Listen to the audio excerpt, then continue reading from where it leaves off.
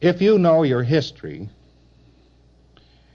and your literature, you will know that the Italian had a psychotherapy in the 15th century.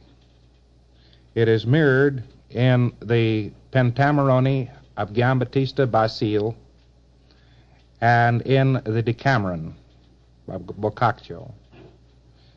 This whole therapy centered around laughter. The entire effort on the part of the therapist, the sage, the seer, was to make the patient laugh. The one thing which was feared was melancholy. So much so that we have today many records of melancholia. And melancholia itself is considered to be a type of insanity. Well, this may or may not be a type of insanity, but certainly this psychotherapy has progressed very markedly up from the 15th century. Now, how much earlier this was is marked in the fact that it is occasionally cursorily mentioned with such brevity that one doesn't quite see it in passing at all in the Arabian Nights, a collection of stories of Asia. Lord knows then exactly when this one was thought up, but it is certain that it was conceived by a society which yet had not forgotten how to laugh, and had been conceived then in a time and age when people could still be gallant and glorious and noble and other modernly despicable things. Now, where it comes then to the decline of a society, or the approach of the society to an entirely mechanistic, soulless level, we find it sliding further and further into a sort of a neurosis of some sort or another. We find its sanitariums getting very full, and we find it sliding further and further from anything like a technique, make them laugh. That technique would be utterly inconceivable in any institution that you approach today. Inconceivable as a therapy. Utterly inconceivable. What? Make a patient laugh and he would become sane? Oh, no. And yet, that was the only existing psychotherapy of the 15th centuries. Those years had only this psychotherapy. So much so that many a king was said to have given half his kingdom away when his daughter or son was afflicted with melancholia to the first clown that came along and could make this melancholy person laugh.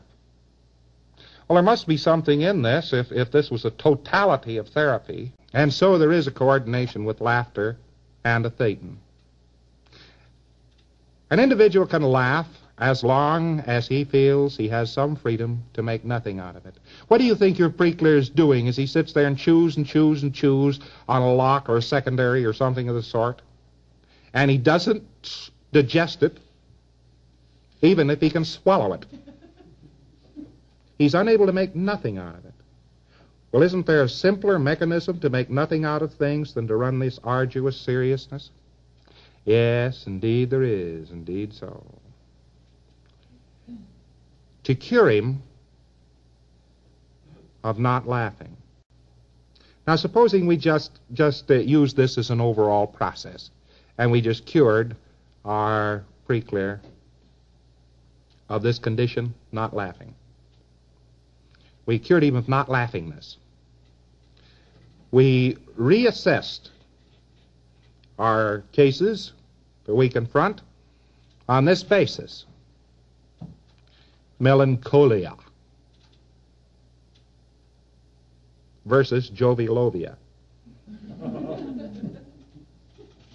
Today, jovialovia is the most horrible disease known to man. Do you realize that fellow laughs? Huh? Give him the place of the president of the university? Oh, no. No, we need somebody who can drag his chin across thresholds. An individual who can easily make nothing out of something laughs easily. And a person who cannot make nothing out of something, but has to make something, something, something, something out of something, does not laugh easily. We find the modern university not laughing. We find them being very serious. And we find them trying to make something out of something, that something goes into the something. And I don't know of a single place in a modern university where you would suddenly be confronted with a sign saying, there's nothing to it. Real serious. So's the whole society today. Real serious. It must be real serious if you have to develop a bomb that'll wipe out an awful lot of pleasant things to look at.